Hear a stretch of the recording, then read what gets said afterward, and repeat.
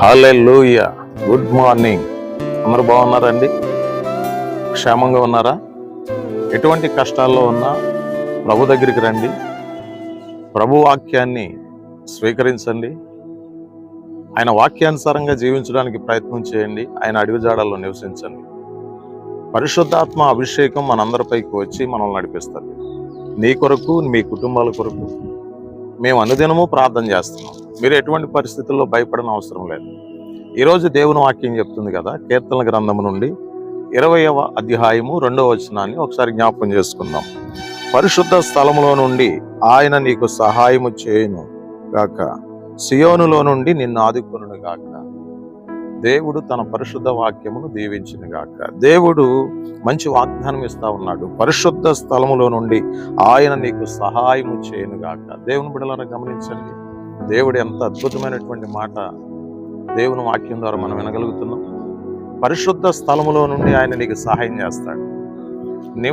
నీవు నివసించేటువంటి స్థలము పరిశుద్ధమై ఉండాలి. నీవు నివసించేటువంటి గృహము పరిశుద్ధమై ఉండాలి. దేవుని బిడ్డలారా గమనించండి, నీవు ప్రయాణం చేస్తున్నటువంటి మార్గాలు పరిశుద్ధమై ఉండాలి.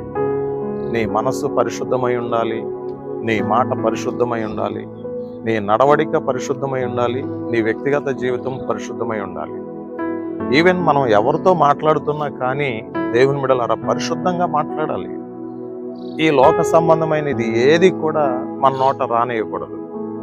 ఈ లోక సంబంధమైన నడవడిక ఏది కూడా మన జీవితంలో మనం కలిగి ఉండకూడదు. ప్రభువుకి కష్టమైనది, ప్రభువుకి కోపం పుట్టించేది ఏది కూడా మన జీవితంలో మనం రానియకూడదు. ఆయన వాగ్దానం ఇస్తున్నాడు కదా, పరిశుద్ధ స్థలంలో నుండి నీకు సహాయం చేస్తానంటున్నాడు. మరి నువ్వు దేవుని సహాయాన్ని పొందుకోవాలని ఆశపడుతున్నావా? దేవుని సహాయం నీ పిల్లలకు కావాలమ్మా. దేవుని సహాయము మీ యజమానికి కావాలి, నీ యజమానురాలికి కావాలి, నీ కుటుంబానికి కావాలి, నీ గృహానికి కావాలి. దేవుని సహాయం, దేవుని సహాయం అనేది చాలా గొప్పదండి. ఆయన సహాయం చేస్తే మన దరిద్రం అంతా తీరిపోద్దండి. దేవుని బిడ్డలారా, ఎంతో మంది ఆర్థిక పరిస్థితుల్లో నలిగిపోతూ ఉంటారు, అప్పుల భారంతో కొట్టుమిట్లాడుతూ ఉంటారు. ఇటువంటి భయంకరమైన సమస్యల్లో ఉండి మాకు ఎవరు సహాయం చేస్తారని చాలా మంది ఇబ్బంది పడుతూ ఉంటారు. బంధువుల సహాయాన్ని కోరుతూ ఉంటారు, రక్త సంబంధుల సహాయాన్ని కోరుతూ ఉంటారు, స్నేహితుల సహాయాన్ని కోరుతూ ఉంటారు, ఇరుగు పొరుగు వారి యొక్క సహాయాన్ని కోరుతూ ఉంటారు. దేవుని వాక్యం అంటుంది కదా, రాజులు నమ్ముట కంటే యెహోవాను ఆశ్రయించడం మేలని దేవుని వాక్యం అంటుంది. మనము మనుషులను నమ్మకూడదు. ఎవరెవరో సహాయం కోసం మనం చూస్తాం. దేవుని బిడ్డలారా ఆలోచించండి. ఈరోజు నీకు సహాయం చేస్తామని చెప్తారు, రేపటి దినాన్ని వారు నీకు కనపడతారు.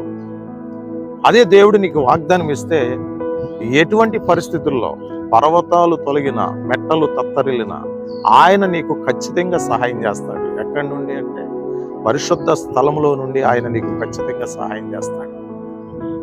పరిశుద్ధ స్థలంలో నుండి అందినటువంటి సహాయము అద్భుతమైనదండి. పరిశుద్ధ స్థలం ఎక్కడుంది? దేవుని మందిరంలో ఉంది. అయితే నీవు, నేను, మనము అందరం కలిసి దేవుని మందిరానికి వెళ్ళగలిగితే గాక పరిశుద్ధాత్మ దేవుడు నీకు మంచి సహాయం చేస్తాడు. ఏ సహాయం కావాలని కోరుకుంటున్నావు? నీ బిడ్డల విషయంలో సహాయం కావాలని కోరుకుంటున్నావా? లేక నీ భర్త విషయంలో సహాయం కావాలని కోరుకుంటున్నావా? నీ భార్య విషయంలో సహాయం కావాలని కోరుకుంటున్నావా? లేక నీ గృహ విషయంలో సహాయం కావాలని కోరుకుంటున్నావా? లేక నీ వ్యాపారం విషయంలో, నీ ఉద్యోగం విషయంలో, నీ వ్యవసాయ విషయంలో, ఈవెన్ దేని విషయంలోనైనా సహాయం కావాలని నువ్వు కోరుకుంటున్నావా? ఎటువంటి సహాయం అయినా పరిశుద్ధాత్మ దేవుడు నీకు ఇవ్వడానికి ఆశపడతా ఉన్నాడు. దేవుని వాక్యం చెప్తుంది కదా, పరిశుద్ధ స్థలములో నుండి ఆయన నీకు సహాయం చేయనని దేవుని వాక్యం చెప్తుంది. నీకు, నీ కుటుంబానికి దేవుని సహాయము అందులాగన నీ కొరకు నేను ప్రార్థించాలని ఆశపడుతున్నాను. మీరు ఎక్కడ ఉన్నా దయచేసి స్థలంలో ఉంచి ప్రార్థనలో ఏకీభవించండి. ఖచ్చితంగా పరిశుద్ధాత్మ అభిషేకం మిమ్మల్ని దర్శించి స్వస్థపరుస్తుంది. మీ కొరకు నేను ప్రార్థన చేస్తున్నాను. మహాపరిశుద్ధుడైన తండ్రి, ఈ వాక్య సందేశాన్ని వింటున్న మా బిడ్డలందరినీ ఆశీర్వదించండి, వారిని దీవించండి, వారి అవసరతలు, వక్రతలు మీరు తీర్చండి.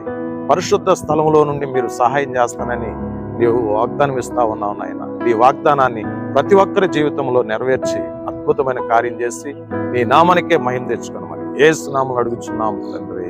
ఆమేన్. God bless you all.